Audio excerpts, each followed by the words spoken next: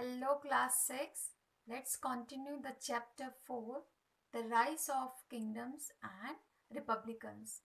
In last video we got to know how new kingdoms started establishing, what was monarchy and republic. Also we studied about Janpadas and Mahajanpads. Okay, in book only this question is there. What was natural advantages did Magad have in order to grow into a strong and rich kingdom? Write a detailed answer. What was natural advantages? Natural advantages, ambitious rulers, this point will not come. Military might, that point will also not come. Only 2 points will be coming here: strategic location and fertile land and rich natural resources. These two causes will be coming in natural advantages. Some students, they are confused in writing the meaning of monarchy. Here only it is given. See, monarchy, where the rulers are the hereditary kings. They are called monarchy. Okay. First ruler of Magadha was Bimbisara, and Bimbisara was killed by his son Ajatashatru. Here, Ajatashatru, who was Ajatashatru? Ajatashatru was the son of Bimbisara, ruled Magad for 32 years. Who ruled Magad for 32 years? Ajatashatru. While Bimbisara, he ruled for 52 years. Okay. Ajatashatru, he followed the policy of expansion and conquered Kosala, Kashi and Vaishali. He followed the policy of expansion, means he wanted to expand his kingdom. It took him 16 years to conquer Vaishali. For conquering Vaishali, he took 16 years. It means it was not easy to conquer Vaishali for Ajatashatru. He called the first Buddhist council in Rajgriha. Important question. He called the first Buddhist council in Rajgriha in 487 BC. First Buddhist council he called, and will ever be remembered in the history of Buddhism for this, because he called the first Buddhist council. He will be remembered. Who? Ajatashatru will be remembered in history for this. He also built a fort which later on became the new capital and was called Patliputra. Today's Patna. Patliputra, the old name was Patliputra, now it is called Patna, the capital of Bihar. Here, successors of Ajatashatru. Ajatashatru had many successors.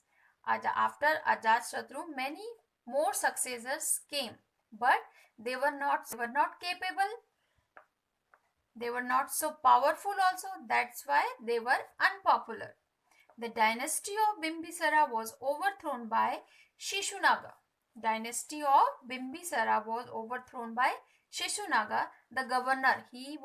Shishunaga was the governor of Banaras earlier, but after some time he became more powerful and defeated the successor of Bimbisara.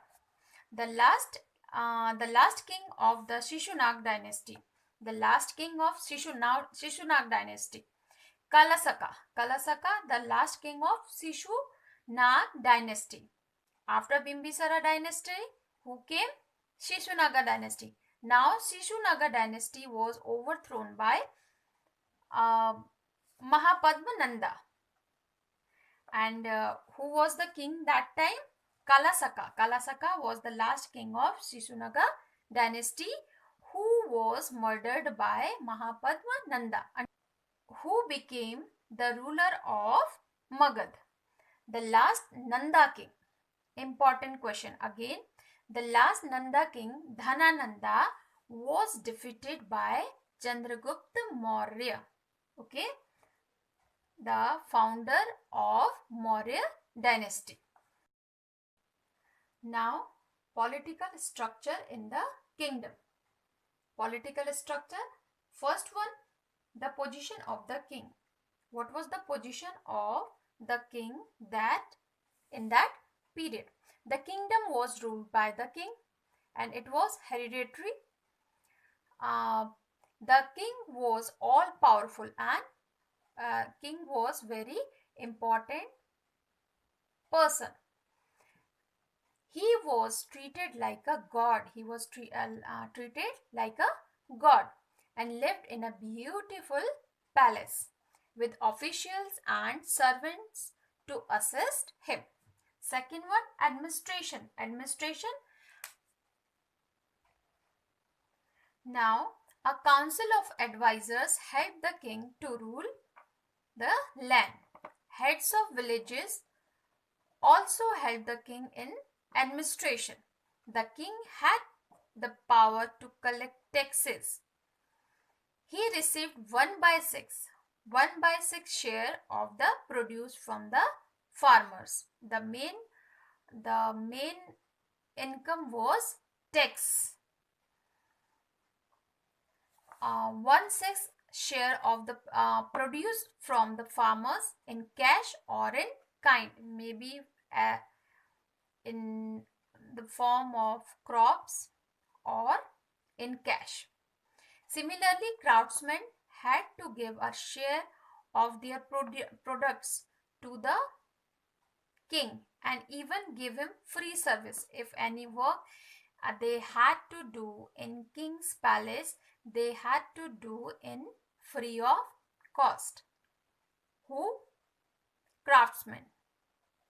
Okay, now life during Magadhan ascendancy. Now life during Magadhan ascendancy. Okay, now first one is village. First one, village. Most of the people lived in the villages. Each village had a headman known as Gramini. In Aryan society also you studied head of the village or village headman was called Gramini. Who was the link between the villagers and the king? Second one, town. The birth of towns and cities was an important feature of this period. They became important centers of trade, commerce and administration. Cities like Ujjaini, Rajgriha, Vaishali and Ayodhya were some of the important cities. Important cities, Ujjaini, Rajgriha, Vaishali and Ayodhya. These were the important cities of that period. Third one, occupations. Farming was an important occupation of that period. But also woodcutters, painters, carpenters, blacksmiths, goldsmiths, musicians, dancers, barbers, potters, weapon makers, etc. were also another occupations. Okay. Now fourth one, trade. The invention of the coin encouraged internal and external trade and commerce. Internal means within the country, within the kingdom. External means outside of the kingdom. Bhrigu, Kutch, Tamralipti and Suparika were important seaports. These were important seaports, while Patna, Kashi, Kaushambi and Champa were some of the main river ports, seaports and river ports. It was through these port cities that trade carried on. It means these cities made trade possible. Okay, Magad traders had trade relations with either western or southern Asia, Western or Southern Asia. Now society was divided into 4 classes. First one Brahmanas, second one Kshatriya, third one Vaishyas, fourth one Shudras. Also fifth group was untouchables, who were treated with contempt and were looked down upon. Caste laws were very strict and the sons followed the father's profession. That period, the human life was divided into 4 stages. Human life was divided into 4 stages. It was thought that human got 100 years of life, and each 25 years later there was a stage. A stage was started. 0 to 25 years. It was Brahmacharya. Brahmacharya till the age of 25. Brahmacharya, and this period was for education. Second one, Grihastha. Grihastha being a householder or marriage. Then after 51 to 75 years, it was Grihastha was from 26 years of age to 50. Then after Vanprastha, 51 years of age to 75 years. And to live in forest, this period was for living in forest and to do meditation. Okay. Now fourth stage was to become sannyasi, to become an ascetic. Ascetic means devotee or friar, and a preacher. This period was for preacher and for becoming preacher. Okay. Now religion. The Vedic religion was a religion of many rites and sacrifices. Many rites means rituals. So the common people became very dissatisfied with this. Jainism and Buddhism were the 2 most important religions of that period. Then what happened? People started accepting these 2 religions. What were these 2 religions? Jainism and Buddhism. Reasons for the fall of the Magadha kingdom. Here, what was the reason of the fall of the Magadhan kingdom? First one, the last ruler of Magadha was they were fond of wealth and pleasure and did not govern well. They were busy in pleasure seeking life. They imposed heavy taxes on the common man. They started taking more taxes on common men. Kamboj and Gandhara in the northwestern part of the empire were conquered by foreign powers, which served a blow to the prestige of Magad empire. And fourth one, the unpopularity of last Nanda king, Dhanananda. Apart from the reasons, these were the reasons gave Chandragupta Maurya the opportunity to establish the Maurya empire. Okay, and here the explanation part is finished. Now you have to do